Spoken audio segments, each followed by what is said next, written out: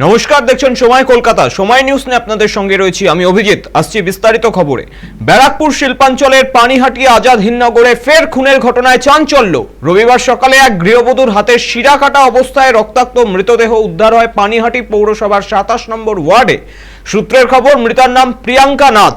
অভিযোগ, স্বামী সুকান্ত নাথ স্ত্রীকে খুন করে পালিয়েছে। এমনকি খুঁজে পাওয়া যাচ্ছে না তাদের 6 বছরের সন্তানকেও। পরিবারের অভিযোগ, স্বামী স্ত্রীর মধ্যে দীর্ঘদিন ধরে অশান্তি চলছিল। রবিবার রাত থেকে প্রিয়াঙ্কার সঙ্গে যোগাযোগ না হওয়ায় সন্দেহ হলে পরিবারের এক সদস্য বাড়িতে গিয়ে তালা বন্ধ দেখতে পান।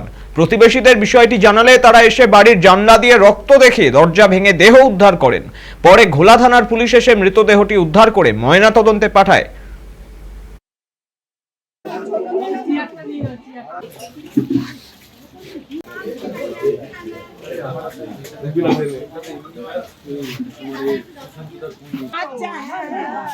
আমার ছোট শালা আছে, ওখানে বলা হয় যে তুমি একটু খোঁজ নাও।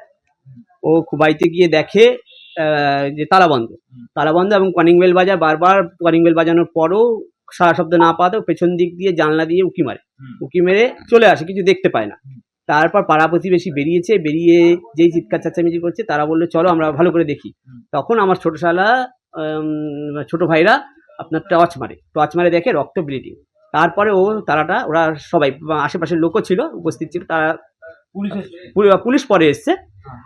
তারা তালাটা ভাঙে, হ্যাঁ, রক্ত ভর্তি, 2 হাত কাটা এবং খাটের তলায় পড়ে আছে। এবার বাচ্চাটা কোথায় গেল, এটা একটা বড় প্রশ্ন। বাচ্চাটার কি কেমন আছে সেটা আমরা জানার খুব আগ্রহী, যে বাচ্চাটার কি হলো, কোথায় আছে, কেমন আছে। বাচ্চাটার জন্য আমাদের চিন্তা হচ্ছে সবার। এবার এইভাবে যে এই দুর্ঘটনা ঘটলো, আমরা সবাই আশ্চর্য।